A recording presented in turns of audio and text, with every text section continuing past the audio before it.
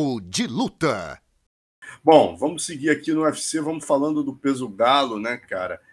Petr Yan e Sean O'Malley, Carlão, a luta, uma das mais polêmicas da noite. Concordou com o resultado, cara? Bom, vamos lá, gente. Para eu preciso fazer uma análise mais ampla para que todos entendam. Eu, ao ver a luta, né, tive uma impressão clara da vitória do Petr Yan. Até eu aqui faço aqui a minha culpa, eu me excedi na minha postagem falando que foi uma das mais equivocadas decisões dos últimos tempos do ano. Aí eu tive que rever a luta, né, com calma. E aí eu até pedi auxílio aos universitários, melhor dizendo, ao Guilherme Bravo, que, na minha humilde opinião, é a maior sumidade no que tange a arbitragem no Brasil e no mundo, uma das maiores do mundo, Guilherme Bravo. Conhece muito porque é um estudioso da arbitragem, diferente de você ser bom juiz ou bom árbitro. O Guilherme Bravo é um estudioso da arbitragem. Diante disso, conversando com ele, eu vi pela terceira vez, diante das análises dele. Confirmo a vitória do Petr Yan, na minha opinião, porque você pegando o strike efetivo, grappling efetivo, no strike efetivo, o menino, o O'Malley, levou uma pequena vantagem em termos de volume, mas muitos golpes que ele jogou, muitos golpes bateram na luva, na proteção de luva, na defesa de boxe, que o Petr Yan faz com muita perícia. Outros foram na cabeça, sim. No comparativo, o número de golpes conectados, desferidos pelo O'Malley, foram muito maior do que o Yan, foram conectados, golpes de leves, médios e pesados. Aí se equipararam, porque o Petr Yan respondia às perguntas dadas pelo Sean O'Malley. Ele respondia, talvez não respondia com o mesmo volume, com o mesmo número de golpes, mas respondia até com certa contundência. Alguns golpes, inclusive, tiraram o O'Malley da sua base. Alguns chutes bem colocados pelo Yan, alguns chutes bem colocados, principalmente chutes laterais, né? Aquele oriundo do Savate, que quem usava muito era o John Jones, falamos dele aqui hoje, muito usado. Os caras longilíneos usam bem aquele pisão lateral. E aí, alguns bem conectados na perna do Yan. O Yan deu low kicks, golpes ponteiras, né? Chip, no corpo do Yan, foram conectados para o O'Malley. Nesse comparativo, no striking efetivo, maior volume do Sean O'Malley. Porém, nada que houvesse um disparate em que ele fosse realmente mais contundente. Isto, eu estou falando do primeiro round, que é o round da dúvida.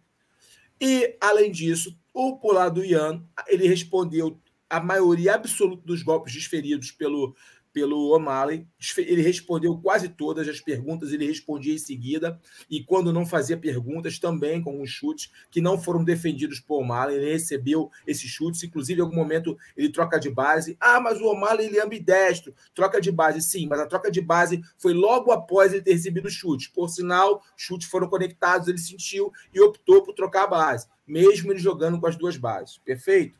Dito isso, houve a queda plástica de boa amplitude aplicada pelo Yan, que é uma queda forte. Lembre-se, eu tenho que pontuar a queda, não o que ele faz pós-queda. Aí é já uma outra visão, uma outra pontuação, uma outra análise. Aí é o grappling efetivo, o que vem em seguida. Ele realmente não conseguiu fazer um grappling efetivo. Ele só foi dominante ali e controlou aí o jogo do O'Malley no solo. Não, o O'Malley me pareceu um pouco frustrado, assim, em alguns momentos, por ter sido colocado com uma certa plasticidade e dominância para baixo, mas nada assim que enchesse os olhos. Por isso, eu vou rever o que eu falei. Eu não vou falar que foi um erro de arbitragem, eu não vou falar que foi uma decisão equivocada, porque o primeiro round tiveram suas nuances, onde eu coloquei o grappling efetivo, o ponto de vantagem para o Yan, porque no strike efetivo eles se equipararam, uma pequena vantagem em termos de volume do O'Malley. Dito isso, que é o que importa, grappling efetivo, strike efetivo. Perfeito? Dito isso, aí foi um round bem equilibrado, que podia, sim, se alguém tivesse um outro ângulo, achar que esse pequeno volume, essa pequena diferença de volume a favor do O'Malley pudesse pontuar a favor dele. Então, é plausível uma visão com a vitória do O'Malley no primeiro round. O segundo round, quase o Petr Yan faz um 10-8, quase. Mais um pouquinho, um pouco mais de contundência, um pouco mais de violência, de vontade, ele completaria um 10-8. Mas foi um 10-9 claríssimo. E no final, houve ali um equilíbrio, porém o O'Malley foi superior. Na metade para o final, o O'Malley foi superior, conectou o maior número de golpes, até mesmo porque ele vinha e entendia que estava perdendo. E aí ele criou um senso de urgência, tentando ali equilibrar as forças, ele foi melhor no último round. O ponto de divergência é o primeiro round, houve o equilíbrio. Eu continuo achando, vendo 3 vezes a luta, que o Petr Yan venceu. Mas nada absurdo a vitória do O'Malley, como eu havia falado. Por isso eu quis fazer a minha culpa. Exatamente. Analisar com calma. Eu acho que poderia sim dar para o O'Malley. Um outro ponto importante para encerrar aqui a minha análise, Alonso e galera aqui do Papo de Luta. Por que a galera criou esse reboliço e eu fui essa onda? Por 2 motivos, tá? O segundo round foi tão dominante do Petr Yan que acabou entrando na nossa mente. Pelo menos eu estou falando aqui de mim, tá? Mesmo um cara experiente, ex-lutador, ex-árbitro, comentarista, entrou na minha mente o segundo round. Acabou influenciando um pouquinho na minha visão. E aí eu vou explicar por quê. Ao final da luta, a leitura corporal que todo mundo, não apenas eu, fiz do O'Malley perdi. Exatamente.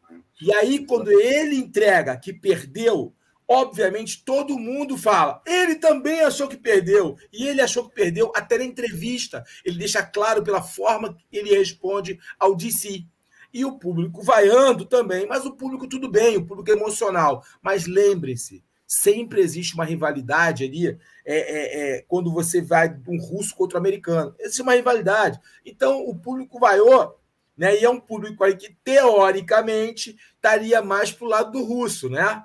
Teoricamente. Então, você não tem que ficar levando com torcida, levando com gritaria. Isso não pode influenciar você. Mas a leitura corporal, a postura do O'Malley, ele falou assim, pô, não ganhei essa luta.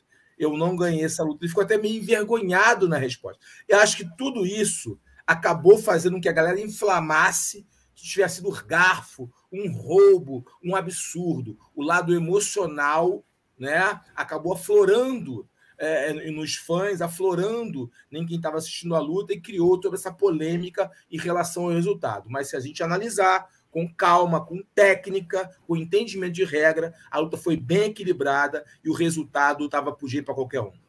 Carlão, curioso, deixei você terminar, porque foi exatamente o que aconteceu comigo. Exatamente.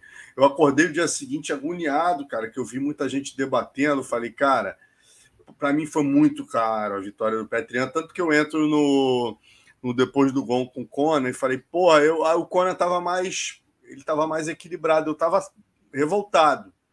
Acordei o dia seguinte, primeira coisa que eu fiz, vou pro primeiro round. Cara, assisti o primeiro round várias vezes e achei absolutamente disputado o primeiro round. Tive muita dificuldade, confesso, de chegar até essa conclusão que você chegou, que o Petr Yan ganhou com clareza o segundo round. O segundo e o terceiro, para mim, são claros. O primeiro, cara, eu vi 2 vezes, senti dificuldade. Eu achei que o Petr Yan foi mais impositivo, buscou mais ali, ele me impressionou mais, mas é exatamente o que você falou, foi o que aconteceu comigo, cara. Assistindo no modo não comentarista, né, no modo ali diversão, tomando uma cerveja, nervoso pra caramba com a luta do Charles. Para mim ficou claro pelo modo impositivo do Yan que ele tinha vencido. E, galera, façam isso que o Carlão fez. Pô, o Carlão, juiz, lutador, experiência que ele tem.